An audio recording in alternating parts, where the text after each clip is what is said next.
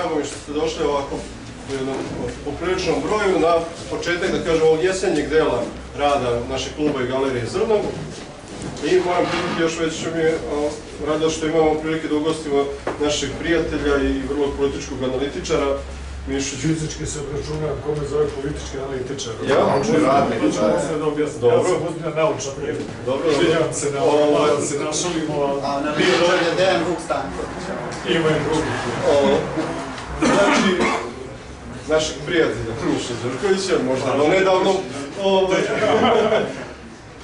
U svakom slučaju, da kažem, ugostimo Miša Đurkovića zato što su Saša Adamović i Saša Gajić naši domaći, odašnji Novosađani i ugledni naučnici i šta me još beše da se setim. A što niste? Da, šta niste. Ne, bez sve šale imat ćemo prilike da čujemo vrlo interesantnu temu koju sam iskreno ja naslovio ovako teorija zavere kao naučna disciplina iz prostog razloga što taj pojam teorija zavere po mom nekom skromnom mišljenju nije ništa drugo nego jedan veliki spin koji treba da svakoga čovjeka ko zagrebe malo ispod površine i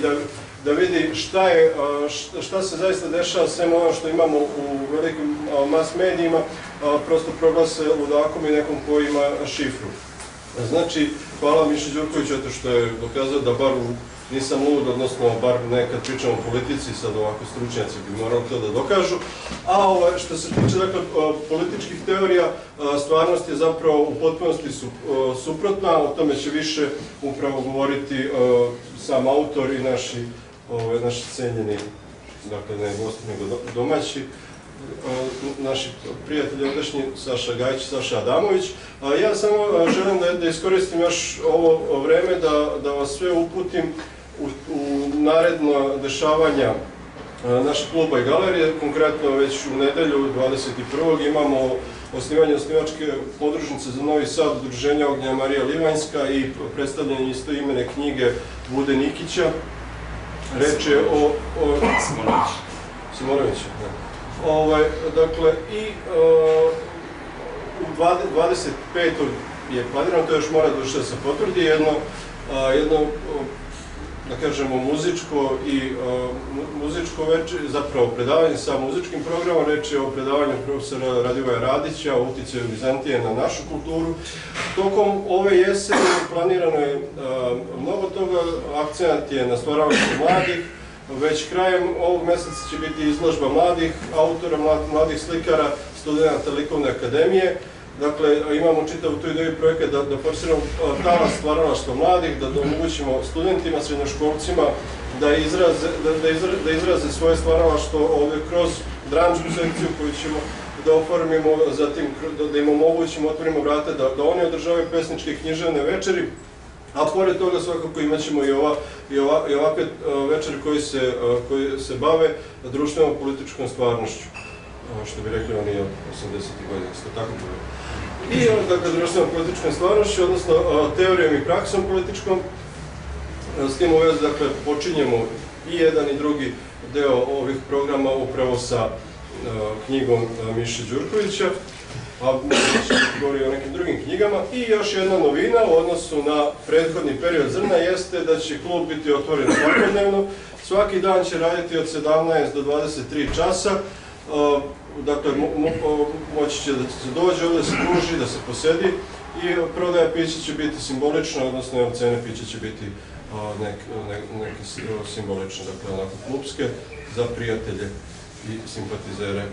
naših udruženja. Kažu ljudi da je izdavač tu i da mogu knjigu da ako budu teli to... Izdavač, dakle, izdavačka kuća Ukronje koja ima mnoštvo lepih izdanja i zanimljivih, koji nam otkrivaju i razgreću malo ovu maglu koja je svuda oko nas. Između ostalog su izdali i Mišinu knjigu Tamni koridori moći, tako da možete kupiti tamo na šanku, poslužite pićem i da nešto lepo pročitate. Ja sad reč dajem našim učesnicima. Radimo, čuje se sam. Kao što svi znate, povod današnjeg okupljanja je knjiga, odnosno promocija knjige Miše Đurkovića Tamni koridori moći i u skladu s time, odnosno kako bi rekli tim povodom, se nameću tri teme. Znači, tema same knjige, odnosno predmet knjige, Miša Đurković kao njen autor i i neki sadržine knjige, odnosno pitanje koje ona otvara i neke druge teme i tako dalje. Vidimo da je organizator tribine odabrao jednu kao od najatraktivnijih među tih knjiga Tamni koridori moći, naravno ne misli samo konspirologije, odnosno teorijama zavere, naučnom elaboracijom te teme ili otvaranjem tog prosto istraživačkog polja, nego mnogo širim i značajnijim temama. Meni je pomalo nezahvalno meni sad da govorim o Miši, pošto Miša smo kolege koji radimo zajedno već koliko, 8 punih godina, ali ono što moram da kažem, ova knjiga je tipičan dokaz toga i ne samo ova knjiga Ideologije političke partije međunarodni odnosi, to su zadnje dve knjige koje je Miša svoje autorske koje je publikovao, koji govore o kontinuitetu njegovog rada, oni najbolji način oslikavaju Miša Đurkovića kao naučnog radnika i kao autora. Znači, to je čovjek koji predano već više od 20 godina se na javnoj sceni pojavlja kao neko ko na jedan pionirski isti način kontinuirano, a ja to zaista što radim, kažem, zajedno mogu svako da osvojiti čovjek koji radi na sebi, stalno proučava, ima jednu izrazitu istinoljubivost i jedan istraživački duh da fenomene savremene političke iz perspektive njegove struke, pre svega kao filozofa i političkog teoretiča, ali kao čovjeka koji se vremenom, bez obzira na ovo formalno njegovo obrazovanje, gde je dobio sve akademske titule koje postoje do sada u našoj naučnoj zajednici, još ostala je samo jedno zvanje za koje ćemo vidjeti uskoro u narednim mesecima, da li će i to biti, ja se nadam da hoće biti dostignuto, da je to čovjek koji, pored tog formalnog, tih svih stepenika koje je prošao, neprestano radio na sebi, neprestano dalje proučavao, slučavajući se sa nekim konkretnim političkim problemima i pitanjima i temama koje je proučavao, on je bez obzira na svoju filozofsku vokaciju osnovnu, proučavao čitav niz drugih disciplina za koje shvatio da su neophodne da bi se jednostavno poduhvatio proučavanjem određenih fenomena, da je on sistematski naradio na sebi. To se vidi, dve knjige od poslednje koje su izdate, a koje su zapravo plod njegovog rada u zadnjih 4-5 godina, otprilike pojedini radovi su izašli pre 3, pre 4, neki su prvi put objavljeni ovih knjigama, su u tom nekom periodu i pokazuju Mišu Đurkovića koji je od početka bio od svojih prvih knjiga gde se bavi Šarosom, teorijom međunarodnog prava i pravde, pa na ono od jednog prilično formiranog autora. Ali, kažem, u toj njegove formiranosti stalno postoji jedna nadgradnja koja se vidi iz knjige u knjigu, iz rada u rad, i sad je on dosegao, pomenio ovom knjigom da mu je stil još pristupačniji nego nekad, da su teme još konkretnije, još dublje, da sad hvata i te, da kažemo, taj prostor političkog i radnih političkih procesa koji je izuzetno važan, koji se nalazi negde ispod radara savremene političke teorije i političke filozofije, i to ne slučajno, kao što Miša u samom predgovoru knjige kaže, to nije urađeno slučajno, nego je to urađeno sa namerom, i upravo njegov misionarski poduhvat koga je Miša osjeća ne samo kao svoje zanimanje, ja mislim da to više on doživljava kao neki unutrašnji poziv je bio, ne samo da sistematski proučava, kažem, savremene političke fenomene koji se tiču pre svega ovde nas, Srbije i savremenog trenutka, Srbije u Evropi u ovom trenutku u ovoj epohi, pa i gledajući u tom nekom širim kontekstu, nego i da, kažem, raskrili neke stvari, da primjeni neka dostignuća savremenih teorijskih uvida na procese koji se dešavaju ovdje. Mi smo, odnosno Deja Perišić je spomenuo zapravo prvi esej vezan za savremenu konspirologiju, međutim, Miša u ovim esejima neke druge stvari radi, osim što otvara nova polja i što kroz analizu konkretnih političkih događaja, dešavanja njihovih i onih nadzemnih i podzemnih tokova ih proučava. On, recimo, u nekim esejima koji su meni jednako značajni, možda čak i značajniji od ovog konspirologiji, recimo primenjuje savremene teorijske saznanja o naciji. Tu je prvorazredni njegov esej, odnosno naučni rad, Cepanje i konstruisanje nacije, crnogorski slučaj koji, ako se dobro sećamo, objavljen pre nekoliko godina u godišnjaku društvenih nauka Matice Srpske i koji po meni lično spada u 5-6 najboljih naših naučnih radova zadnjih godina iz društvenih nauka, gde je on zapravo teoriju o konstituisanju nacije, konstruktivističku savremenu teoriju primenja tamo gde je trebalo primeniti, a gde se iz političkih razloga i oportunizma ne primenjuje, u slučaju konstruisanja veštačke crnogorske nacije, gde je dao jednu jako dobru istorijski presek i ginesu kako su Crnogorci od dela srpskog nacionalnog korpusa postepeno prevlačeni u jedan poseban identitetski okvir gde je stvarana jedna veštačka kulturska nacija i objašnjava koji su to geopolitički razlozi, i politički, i ideološki, i verski, kako je taj ceo proces krenuo prvo veze sa strane, pa onda iz reala političkih i ličnih interesa pomalo se primu u toj sredini da bismo sad imali zapravo jednu šizofrenu situaciju da je tamo etnički srpsko stanovništvo pravoslavno podelilo zapravo u dva nacionalne identitete, jedan se koji je srpski, jedan koji je crnogorski i zapravo jedan deo koji između ta dva se još uvek plati. Zatim, i veoma dobar esej njegov kako je nastala u Srbiji od nomenklature savremena elita, gde primenjuje teoriju elita koja postoje, da kažemo, kao jedna zvanična i prilično poznata teorija savremena i sociološka i politikološka, a koju on opet primenjuje na ovaj domaći slučaj i pokazao kako je ova tranzicijona elita u postsocijalističkoj SSR Jugoslaviji i Srbiji evoluirala od one socijalističke nomenklature, pa zatim vrlo zanimljive teme kao što je posljedica reforme porodičnog zakonodavstva, opet veoma aktuelna stvar, gojaznost kao politički i teorijski problem, autorizam na savremenoj teoriji praksi, gde se dovi Tomas Pogrebnik i tako dalje, i isto u trenutku kada je napisan esej o novom trotskizmu i sistemu infiltracije, odnosno analizira kod neokonzervativaca infiltraciju neotrocističkog elementa i revolucionarne svesti i opšte levo-liberalnog pristupa koji je u američkom političkom establishmentu napravio jedan ideološki i da kažemo i prodao u smislu kadrova i formirao, da kažemo, i znatno uticao da sam vrh političke moći sa američkim državama početkom ovog veka, a i u decenijima pre toga značajno. Tako da sa svih tih strana Miša Đurković i njegova knjiga su značajni. I sad, ovo što ja vam govorim i kao Mišin kolega i kao prijatelj i kao nekako, eto, ovom prilikom učestvuje u promociji njegove knjige, naravno ne treba shvatiti samo kao izraz neke kolegijalnosti, po onom principu ja tebi Vojvoda, ti meni Serdare, nego kao moje iskreno ubeđenje, kao čovjeka koji otprilike se bavi u jednom delu sličnim ili istim temama kao i Miša, koji također pokušava da na tom polju napravi značajne stručne i naučne prodore i uvide i pre svega da bude aktuelan i da bude od koristi i dobrobit u društvu u kome živimo i narodu u kome živimo, a da opet to ima i stručnu i naučnu težinu i značenje ne samo sada i ovde nama, nego i šire. Jer jedan istinoljubivi naučno-istraživački poduhvat zapravo, ako je zaista to, on ima i taj motiv i takav cilj. I mislim da je Miša Đurković s ovom njegovom knjigom to i uradio, zapravo političku teoriju koja je izvrtana na glavici u savremenom trenutku, a koja se kreće između analize istorije političkih ideja i apstraktnih političko-filozofskih termina koji su opet prilično ideologizovani i pretvoreni u savremene političke diskurse koji zapravo više zaklanju nego što otkrivaju savremena politička stvarnost. Miša je tu celu priču ne izvrnuo na glavice, nego mislim vratio je na noge, uronio u konkretnu političku stvarnost i dao tu neke konkretne uvide, pritom svestan da je to polje u kojem se zašao sa pojedinim ovim esejima, znači što ovim prvim veoma široko i veoma duboko i da zapravo je on tu samo očkrivnuo tu celu priču i da tu zapravo postoji jedan jako veliki prostor koji zahteva ozbiljan dugogodišnji sistematski rad, ne bi li se te stvari temeljno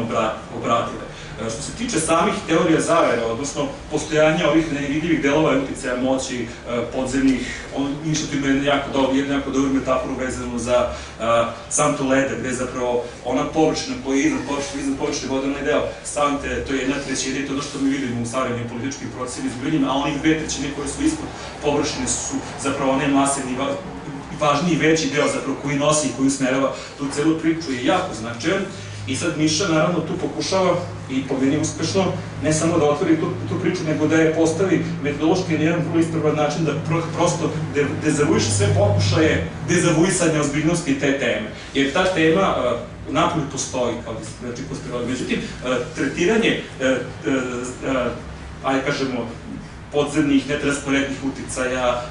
političke moći ili parapolitičkih grupa, organizovanih interesnih grupa na političke tokove i ustrojstvo liberalno-demokratskog društva, pre svega kao vladajućeg obrazca političkog organizovanja, je nešto što se napolju poručava, ali se uvek poručava sa jedne, da kažemo, prilično ekstremne pozicije gde se taj diskurs uvek posmatra kao izraz političke paranoje i samo u tom najekstremnijem vidu, kao jedan obrazac koji pokušava da jednu totalnu sliku manihejsku političkih procesa i koji pokušava da učita da je jedan vrednostni karakter koji želi da stvori naraciju koja u celoj istoriji na jedan kauzalan način, jednolinijski, zapravo uticajem određene zle grupe pokušava da deluje na usmeravanje istorije i stvaranje nekog ajde kažemo, krajnjeg zaverenjačkog cilja i samo tako se posmatraju svi ti uticaji, a ne, ajde kažemo, difuzno, više slojno, više dimenzivno, na više različitih načina. I Miša tu postavlja priču na drugi način, odnosno pokazuje da u svakom savremenoj politici i savremenom društvu postoje razni nivoji uticaja, moći, grupa, lobija i tako dalje, koji bez uvida u čije dejstva mi ne možemo razumeti savremene političke procese i funkcionisanje jednog savremenog društva. Tako da Miša tu analizira ne samo ono što se po teorijama zavere najčešće podrazumeva uticaj tajnih društava, njihovih političkih ideologija i uticaja na zvanično novo vođenje oficijalne politike zarad ostvarivanja njihovog tajnog cilja, nego tu spominje čitav niz institucija, organizacija, udruženja čije je dejstvo netransparentno i samim time spada u ovo istraživačko polje proučavanja politike, kao što su uticaji kriminalnih grupa, mafije, zatim govori o okultnim organizacijama, obaveštajnim strukturama, službama koje posle često samostaljuju, sami usmeravaju, vode kadre, utiču na oficijalnu i neoficijalnu politiku, postavljaju ljude u upravni aparat i tako dalje. Bez uvida u te procese ili pokušaj njihovog razumevanja na nekom konkretnom slučaju, znači bez analize konkretnog društva i funkcionisanja njegove politike ili dići to na viši teorijski nivo, pa paradigmatski posmatrajući to uopšte na funkcionisanje savremenih društva je nešto što je veoma značajno. Ja bih volao sad da je ova knjiga još, obzirom da Miša jako dobro poznaje političku teoriju i filozofiju i sve njene savremene pravce, da je on na osnovi konkretnih uvida još jedan korak dalje, mislim da će niti nameravati kasnije da uradi, da normativni okvir, odnosno perspektive iz kojih se tumače savremeni politički procesi, obzirom na uvide konkretne koje ima, da onda i tu, da kažemo, vrednostnu dimenziju, idejnu dimenziju, pa ideološku dimenziju, da onda još do kraja onako razobliči, jer ovako ostavlja čitaocu u skladu sa svojim pojmovnim aparatom i spoznajom i nekim kapacitetom za nekoj raspolože da sami izvuče zaključke iz ovih analiza, a mislim da je Miša za to više kompetentan i sposoban. I to je ono što bi ja imao da kažem vezano za nju knjigu. Tema je nepregledna, mi sad možemo da pričamo o svakoj od tih, svakoj od ovih eseja i od ovoj osnovnom početnom polju koja očigledno najzanimljivije bilo je organizatorima, verovatno i publici, uticaju tih tajnih udruženja, organizacija, obaveštajnih struktura i tako dalje na funkcionisanje savremenih društava i vođenje njihove politike. Ali ja mislim da će tu i Miša imati što da kaže i Saša, što da kaže i vi ćete postavljati pitanje, pa ćemo dalje tu priču raskrivati. Važno je samo da imamo svest, znači da ne možemo razumeti ni šire društvo, ni društvo kod nas, ako nemamo, ajde kažemo, bar pozor i želju da spoznamo i svest da u tom prostoru se nešto vrlo važno odigrava. Mi ne možemo da razumemo, ne znam, post-5-oktobarsku Srbiju ako ne znamo koje su obaveštajne strukture funkcionisanja na ovom polju, kakvi su dogovori pali pre 5. oktobra, koje su kriminalne organizacije u procesu prethodnog postojala, kako su one bile vezane za prethodni režim, kako su se preorijentisane prešaltovale na post-5-oktobarski režim, kakve su oni imali veze s obaveštajnim strukturama, kako te strukture funkcionišu, kako strane države koje imaju ovde svoje interesne grupe i obaveštajne ekspoziture i agente uticaja, kako oni deluju sa kojih geopolitičkih pozicija, kako se to sve ovde prelama, kako se ti različiti uticaji ovde prelamaju, koji su ciljevi nekih okolnih društava. Zatim Miša je tu otvorio za vrlo zanimljivo pitanje simbolike i vođenje računa o mestima, datumima, kada oni tempiraju određene događaje, zašto je njima važna simbolika, da se recimo Milošević isporuči baš na Vidovdan, zašto se proglašava Kosovo na 10-godišnjicu od mira odnosno završetka Balkanskih ratova, zašto je Srbija morala za Jugoslaviju da potpiše vojnu kapitulaciju, baš u Kumanovu gde je 1912. godine znači to su stvari koje nisu slučajne, o kojima neko vodi računa iz nekih različitih razloga. Sad, koja je njihova tačna motivacija, šta oni misle da će oni time postići, to je sad posebno pitanje i to je sad opet otvoreno za različite tumačenja, ali očigledno da neko od tim svim stvarima vodi veoma puno računa. To su sve stvari, kažem, koje trebamo da imamo na umu i Miša Đurković je tu na jedan prilično sistematičan način, pregledan, kažem, otvorio to polje, dao tu mnoge podatke, mnogo objašnjenja, mnoga tumačenja. Čak je dodirnuo u nekom momentu, recimo, vrlo zanimljivo pitanje, volao Miša možda čak malo više o čemu uticaja sekre na političke strukture. zato jer recimo mi nismo svesni koliko recimo naš savremeni parlamentarni sistem uticaj imaju pojedine veoma moćne i strane sekte, recimo Miša je to spomenuo senatologe i njihov status u Nemačkoj i to da su oni zabranjeni u nekih zemljama zbog subverzivnih delatnosti, čak i vršenja atentata na političare, a mi smo recimo imali situaciju da je u ovoj zemlji kao jedna od vladajućih stranaka sve do nedavno bila politička organizacija G17+, čiji su kadrovi direktno obučavani od strane senatološke crkve. Prolazili su kroz obuke razne za političare. Ljudi, recimo, koji su glasali za G17+, to nisu znali. I postoji još sličnih primjera koji su veoma bitni ovde za nas, a koje ljudi ne znaju, i Miša je tu, kažem, mnoštvo tu podataka povezao je, znači, ajde kažemo, dao jednu istorijsku genezu tajnih društava, najznačajnijih tema konspiroloških koje se napolje javljaju, i to je to. Ja kažem, ono što bi eventualno pokušao da napomenem, da možda apelujem da Miša u daljem istraživanju one teorijske uvide i percepcije, teorija zavera, kad već se bavimo ovom početu temu, kao što su one koje kreće od onog Hofstaplera koji je 56. godine prvi put otvorio to polje, da na tom nekom, ajde kažemo, više idejnom i teorijskom nivou da proba da, s obzirom na ove ovakve, da do kraja dovede tu priču i da dekonstruiše priču, da vidi da je ona postavljena tako, teorijski je postavljena tako da, kažem, zapravo celu tu priču totalizuje samo u jednom svom ekstremu i zapravo zaklanja mogućnost da se u realnim razmjenama sagledaju stvarni politički uticaj tih, kada kažemo, netransparentnih centara moći ili interesnih grupa na savremeno vođenje politike. Eto, toliko od mene za početak, da ne dužim, da ostavimo i Miši kao autor i drugome sagovorniku večeras da kažu svoje, a možemo onda da pričamo s mojim temama. Hvala.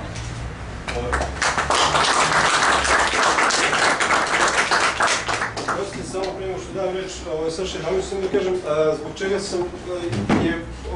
najintrigantnija zapravo ovaj prvi esej, odnosno prva studija bilo, slažem se, nisam nije uopšte vredno ni naučna vrednost, niti možda zanimljivost, iskreno možda ono od entrizmu trockista je meni možda bilo intrigantnije, ili ono, i svakako i ova studija o konstrukciji nacije na Balkanu. Međutim, u ovom eseju se po prvi put lopta prebacuje, da kažemo, na njihov teren. Ovde imamo tumačenja o čemu se dešava analiza, dakle, kako to trotskisti rade, šta se dešava na Balkanu, kako se konstruišu nacije i tako dalje. A u ovom eseju zapravo mi konačno dobijamo neko oruđe, neki aparat sa kojima možemo, dakle,